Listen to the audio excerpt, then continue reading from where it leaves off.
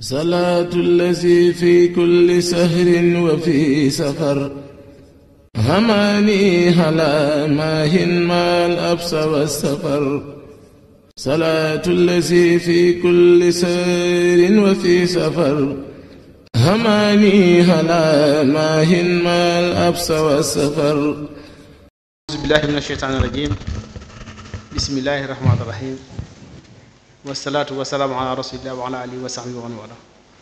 Assalamu alaikum wa rahmatullahi ta'ala wa barakatuh. Au nom du Khalife général des Mourides et au nom de son porte-parole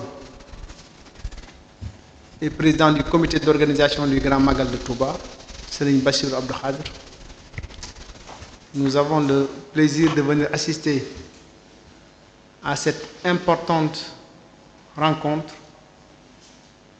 qui est une partie intégrante du programme du Magal de Touba.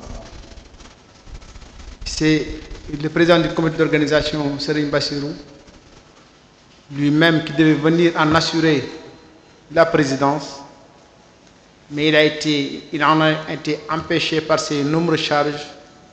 Il m'a demandé de venir le représenter auprès de Serigne Youssou Diop, jawriñ du Hizbut Tarqiyyah, que nous saluons, ainsi que l'ensemble du Daïra Hizbut Tarqiyyah, et j'y reviendrai tout à l'heure.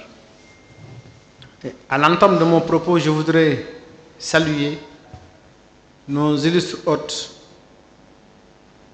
qui sont venus assister au Magal et dont certains sont des amis de vieilles connaissances que je rencontre parfois un peu partout à travers le monde et qui sont de grandes personnalités, chacun dans son domaine et dans son pays est mondialement reconnu et qui nous font l'honneur de venir assister au Magal.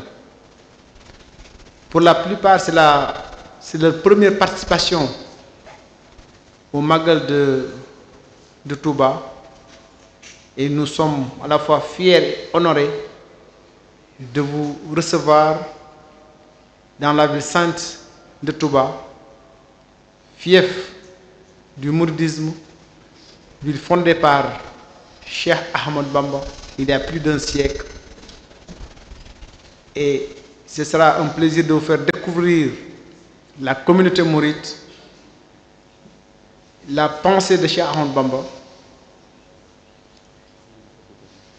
le vécu des mourides, les actions de tous les jours sur tous les plans que mènent les mourides et à la tête desquels se trouve le saint, un grand homme, un homme qui est aujourd'hui reconnu partout à travers le monde pour ses nombreuses actions de bienfaisance dans toute la Oumma islamique, mais également pour ses nombreuses actions dans le domaine de l'éducation, dans le domaine de la paix, dans le domaine de la stabilité, et dont le charisme aujourd'hui permet au Sénégal de rester cet havre de paix que nous avons toujours été par le passé. Donc, veuillez recevoir les remerciements du Khalife général. Il aura l'occasion de vous le dire de vive voix quand vous allez le rencontrer, Inch'Allah, après la cérémonie officielle. Et je pense même que vous l'avez vu tout à l'heure. Vous êtes aujourd'hui à Touba pour assister au Magal.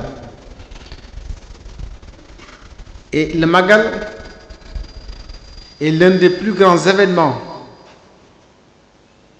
du monde. Je dis cela, ce n'est pas parce que les 6 millions de personnes que nous recevons à Touba, on ne les retrouve pas dans d'autres manifestations. Mais rapporté à la dimension du pays, qui est aujourd'hui habité par 18 millions de personnes. Donc en une semaine, le tiers de la population sénégalaise se retrouve dans un même endroit. Et il n'y a pas beaucoup d'événements au monde qui rassemble le tiers de la population du pays dans lequel cet événement-là est célébré. C'est pour ça que je dis que le Magal est l'un des plus grands événements au monde. Et aujourd'hui, le Magal est vécu par nos amis étrangers qui sont là. Et ce panel vous est exclusivement dédié parce que nous voulons procéder à des échanges intenses entre ceux qui nous viennent de l'extérieur et les savants sénégalais.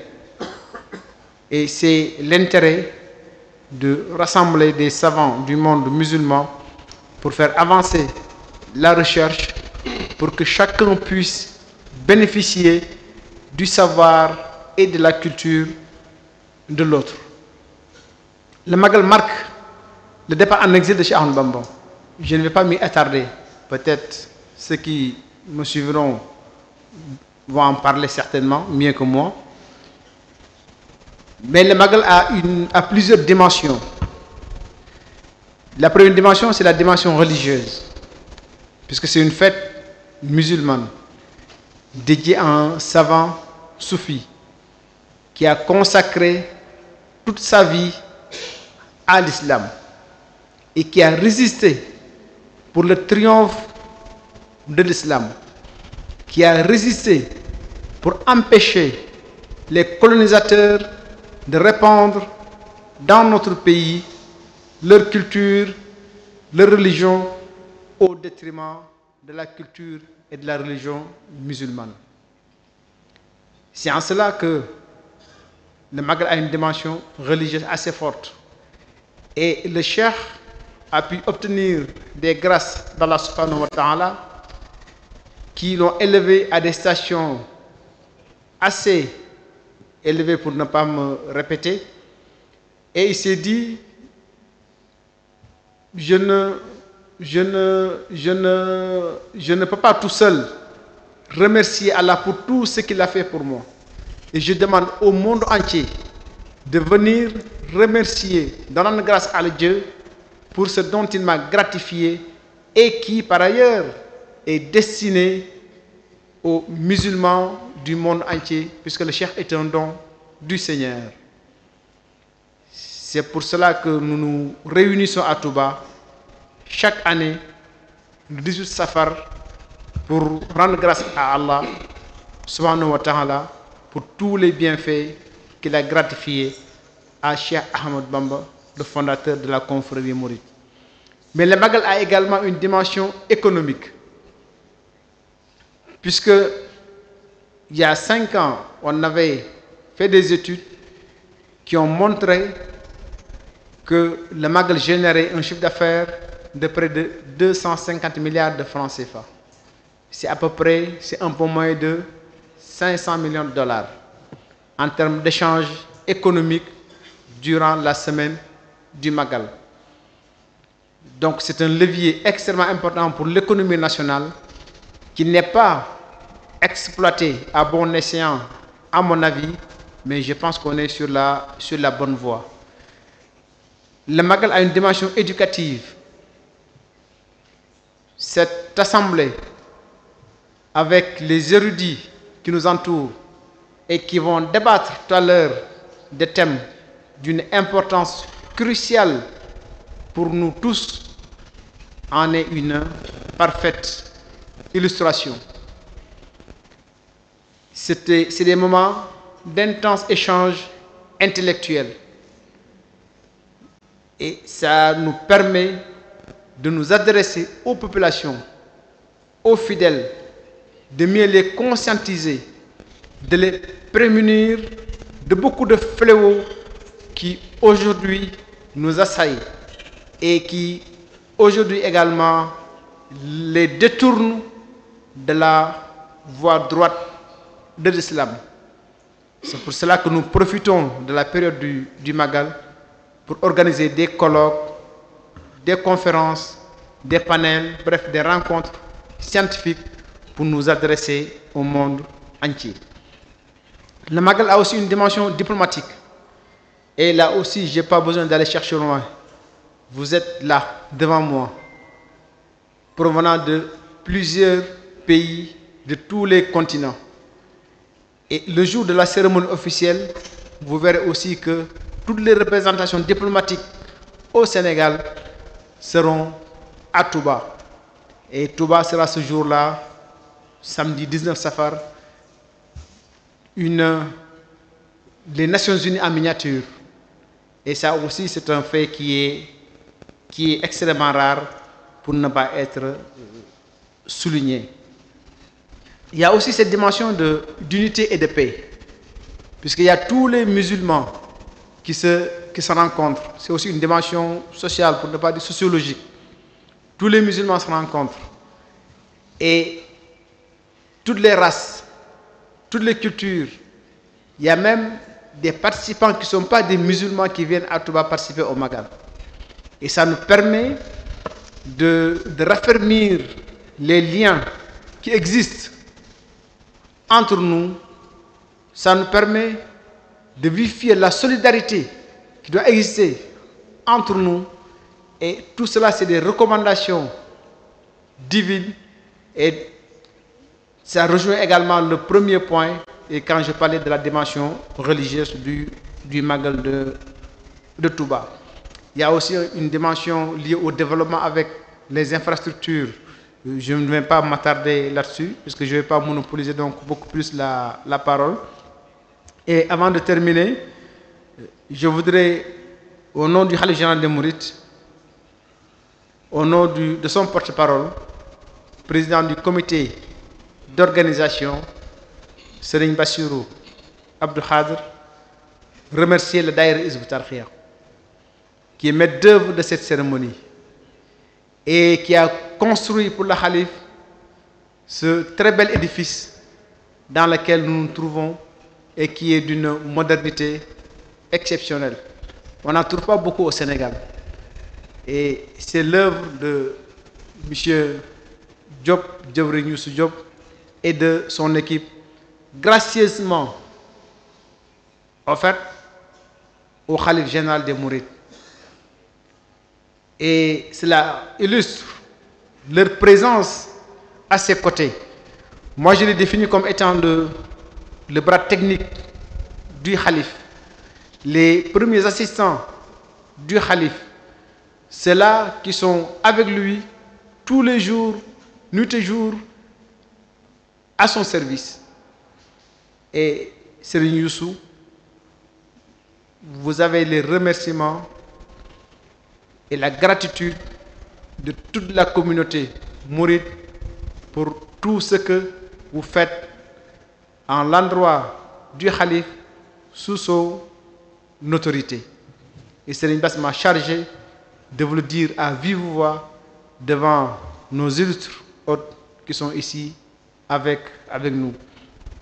Et cette soirée, qui, je le répète encore, est partie intégrante du programme du Grand Magal de Touba, et ce n'est pas le seul programme qu'ils ont durant le Magal.